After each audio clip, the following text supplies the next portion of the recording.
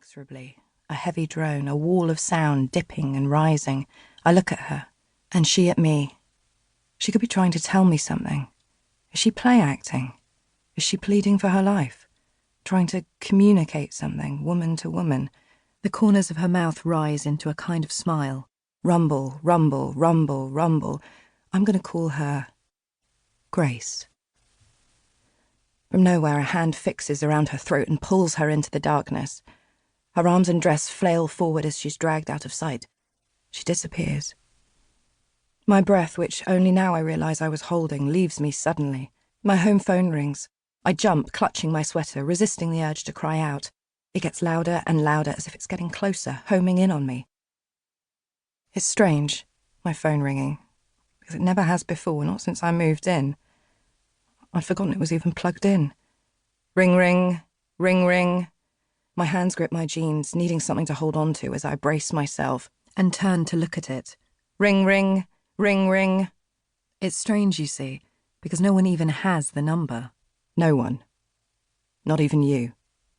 Something crashes against my window. I fall and put my back to the solid white wall, out of plain sight.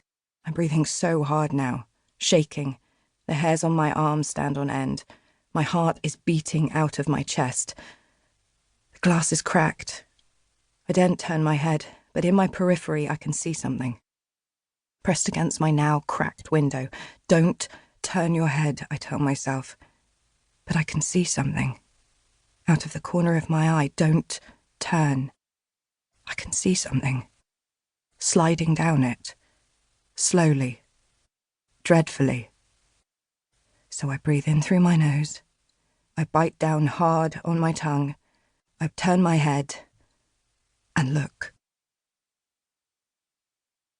Part 1. The Look. 42 days till it comes. HS, Parsa domesticus, wetland, good viz, wind light, 12 degrees, singular, 2 leucistic patches, buffish, pale, supercilium, rich dark streaks on mantle, female, 16 centimetres approximately, social, dominant. I thought I'd send my findings over to you in particular, as I hoped you of all people might understand.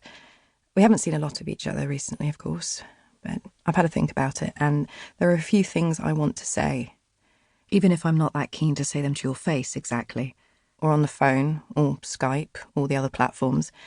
I'm not up for it. I don't want a scene. I'm not keen to have it out, woman to man. I had thought I'd made everything pretty clear, had said my piece. Is it peace or peace? I never know, but either way I thought I'd said it, and I thought that was it, forever, between me and you. But now I think about it, there are a few more things I want to touch on, want to prod at maybe, without having to look at you and feel guilty or inhibited while I'm saying them, without you butting in or anything. It's probably all my fault, I know you think it is, I know that's why you think we're not talking, but hear me out, okay? I want to say a few things and be heard, that's all. A friendly ear, without the glare of your eyes, without any judgments. Hope this doesn't sound too severe. It's not meant to be. You know, it might be fun to help you remember a few things. Maybe hear some new things too, things you don't know. I had this sudden urge to tell you. So much has happened since I made my decision. I know the notation isn't always right, but cut me some slack, okay? This is how I've always done it, and you know I like to do things my way. Also, don't get all the way you do if I'm telling you things you already know. You're never too old for a refresher. I don't mean to chastise. You're always so patient with me. You always have been. I just need someone to talk to, someone at a distance to share my findings and the way I'm feeling, so maybe we can make sense of it all, together. Someone level-headed. I know you're not a trained therapist, but we used to talk when we were out there. Look, I think I might be getting myself into some trouble. I don't know. Aiden thinks I'm stuck in a rut, mentally, that is. That's what he says. Mentally and emotionally and financially and creatively and career-wise, which is always nice to hear.